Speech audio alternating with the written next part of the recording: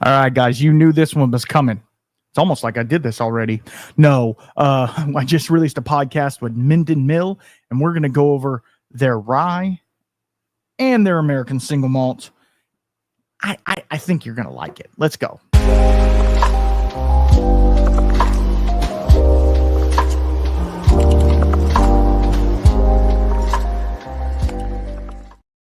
Pause for cork pop.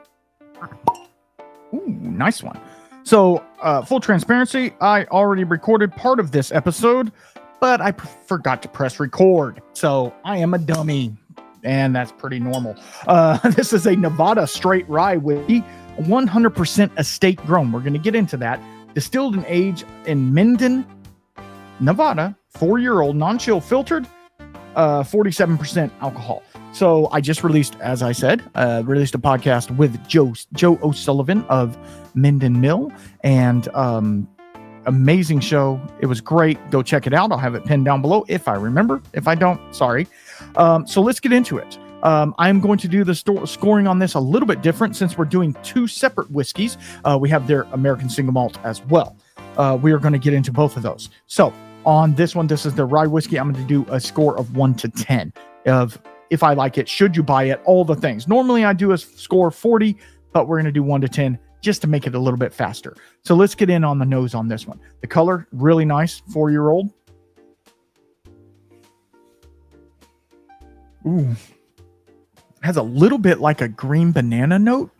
It's really, really intriguing. A little minty, maybe. No dill, no, none of the rye spicy notes that I would normally get. I'm going to go on the taste.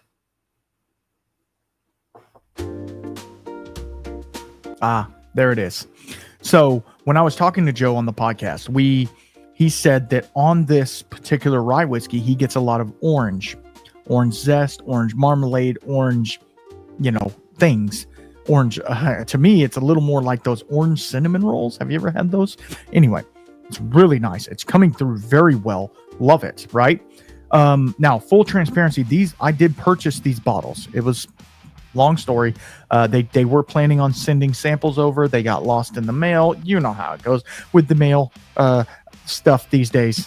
It's life, right? So let's get into one more little taste, and then we're going to move on. I'm trying to do this fast. I know you guys got better things to do than watch me drink whiskey all night. So, It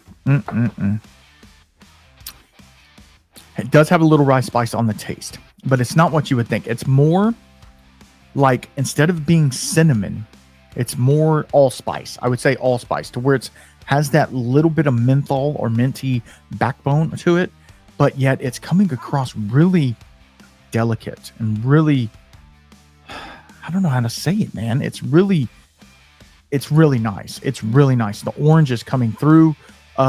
It's getting sticky now, like marmalade almost. It's really good. I am going to give it a 9 out of 10. Now, I will tell you, their distribution is pretty good. I was able to purchase this. I'm in Texas, obviously. I was able to purchase this on their website. So go to mindenmill.com and pick you up a bottle. All right, let's get into the second one, and then we're going to talk about estate grown. So an estate is just that, right? Cork pop again. Oh, that's a good one. That cork was pretty tight in there. These are hefty bottles, hefty corks, as we want. This one is 47% as well, but this one is aged 5 years. Now they use new oak, used oak, all different types. Yeah, but this is their American Single Malt, 100% estate grown, distilled and aged. So estate basically means 80% of all of the things that they do have to be done on site. The grain that has to be grown there. Now, not at the distillery. Obviously, you can't have a big field, which they do. You could, you have a large piece of property. You have some rye, some malt growing in the backyard. Okay. But they have other fields around there within a 2 to 3 mile radius of where they're at that they oversee. And they make sure every process of it is done accordingly. So that is super cool. I love that. I love the whole grain, actually soil to glass part of it is really cool. So let's get into this American Single Malt. Ooh, That is grain forward for sure. That is like, oh man, that is like a Speyside Scotch right there. Now, I will tell you that in their single malt warehouse is climate controlled. Yes, it is climate and humidity controlled to the likes of Scotland. And I said it, yes. So when you're getting this is a true representation, even though Nevada can be hot and the altitude is there and all of the things, right? You're getting what America would call a Scotch, but it's not a Scotch, obviously, because it's not made in Scotland.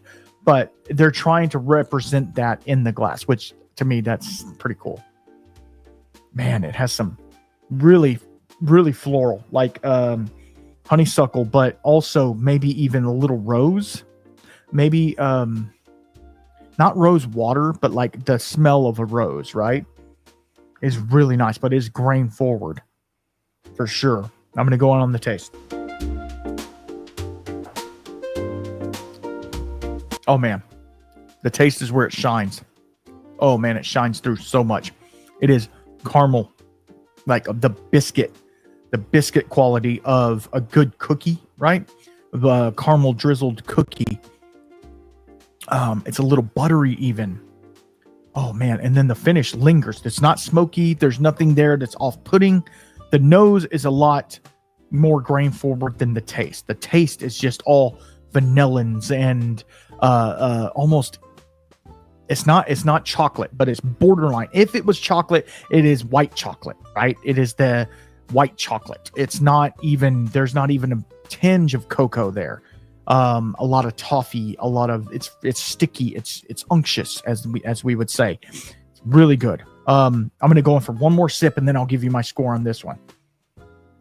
Okay, so the graininess went down after the taste with the retro nasal, right?